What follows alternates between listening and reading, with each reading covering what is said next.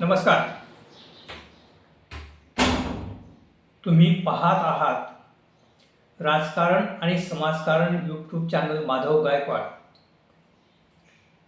मी आजच्या व्हिडिओच्या माध्यमातून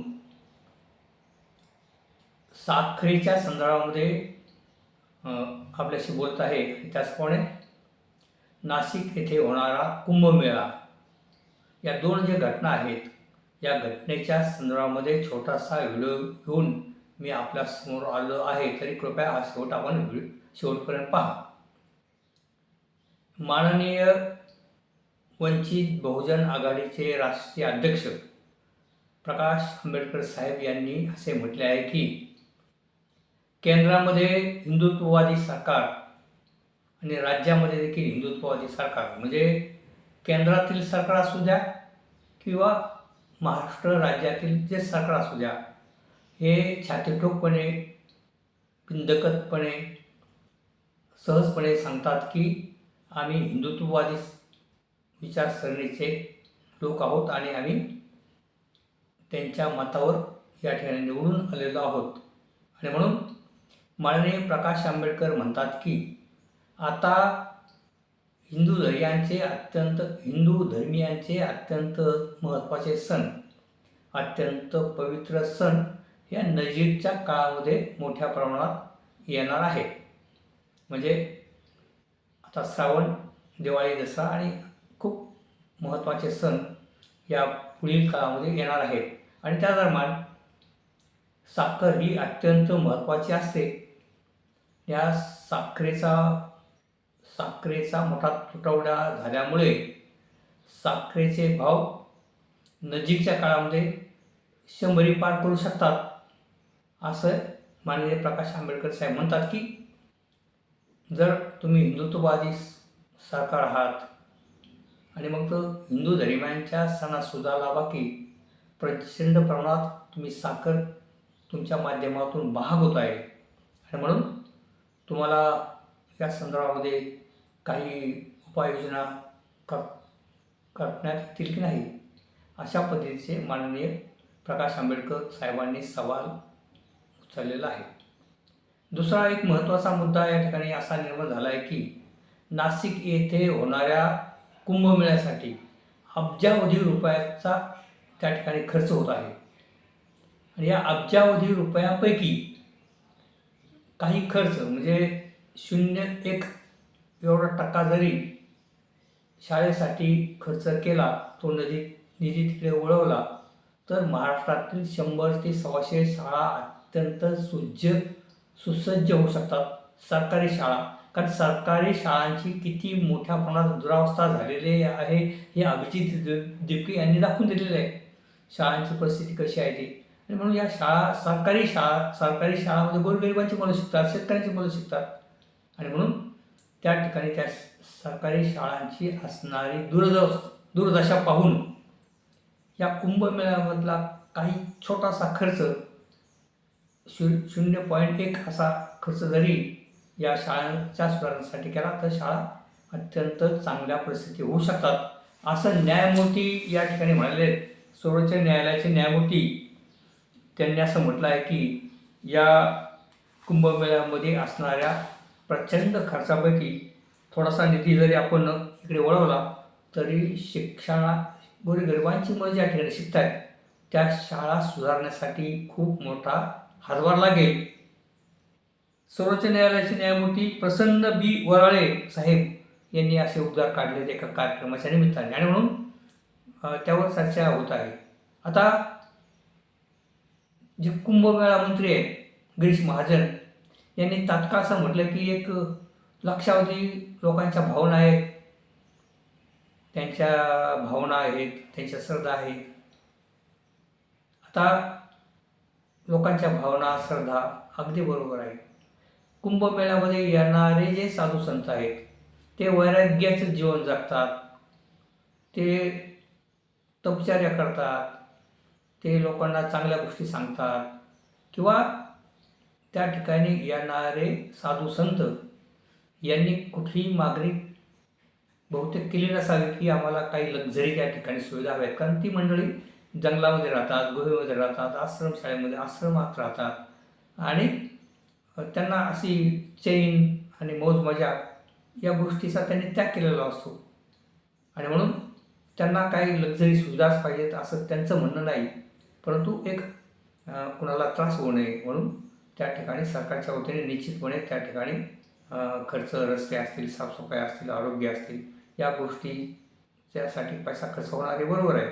परंतु त्या ठिकाणी गिरीश महाजन म्हणतात की या ठिकाणी लक्षावधी लोकांच्या भावना निगडीत आहेत. अर्थात आता पहा, एक साखरेचा प्रश्न आहे माननीय प्रकाश आंबेडकर साहेबांनी निर्माण केलेला आणि दुसरा आहे कुंभमेळ्यामध्ये लक्षावधी, करोडोवधी, अब्जावधी रुपये खर्च होणार आहे त्या संदर्भामध्ये.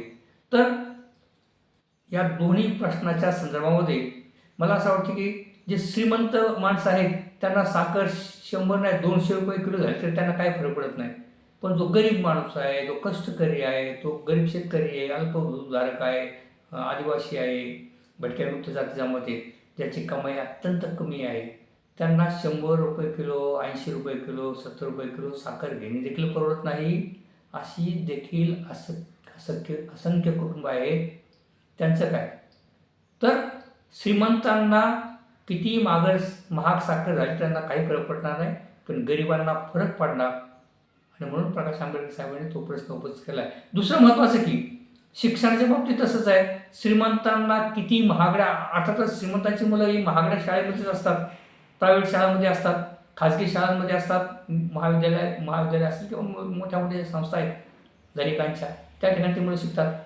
शिक्षणाचा फटका, शिक्षण हे गोरगरिबांची मुलं, शेतकऱ्यांची मुलं, मजुरांची मुलं, अल्पधारक शेतकरी असतील, आदिवासी असतील, गरीब लोक असतील, पिछडी जातीचे लोक असतील, यांची मुलं ही सरकारी शाळेत शिकतात आणि मग त्यांना सरकारी शाळा सुधारल्या पाहिजेत ही याची अपेक्षा आहे आणि म्हणून त्यांना काळजी वाटते. आणि श्रीमंतांना त्या बाबतीत काहीच काळजी नाही, कारण त्यांच्याकडे गळगळचा पैसा असल्यामुळे ते त्यांच्या मुलांना तिकडे शिकू शकतात.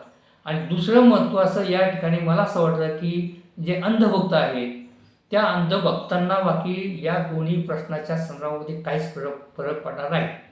उद्या साखर ही 200 नाही 300 रुपये किलो झाली तरी अंधभक्त म्हणतील की आमची तयारी आहे, ते याबद्दल काहीच तक्रार करणार नाही. याउलट उद्या साखरेच्या संदर्भामध्ये कुणी आंदोलन केलं, एवढी महाग साखर कशी झाली, तर उद्या हेच अंधभक्त म्हणतील की तुम्ही देशद्रोही आहात आणि तुम्ही धर्माच्या विरोधात, तुम्ही आमच्या धर्माच्या भावनांच्या विरोधात केला आहे आणि म्हणून अशा पद्धतीचं. तर एक जो प्रचंड अत्यंत मोठा जो अंधभक्त आहे तो बाकी त्याला किती महागाई झाली तरी त्याला काही फरक पडणार नाही, कारण त्याच्या विचाराचं सरकार त्याला त्या ठिकाणी दिसतं आहे आणि म्हणून तो पूर्ण भावनिक झालेला आहे. त्यामुळे त्याला किती महागाई झाली त्या अंधभक्तांना काहीच फरक पडणार नाही आणि दुसऱ्या बाजूला श्रीमंतांना काहीच फरक पडणार नाही महागाईचा.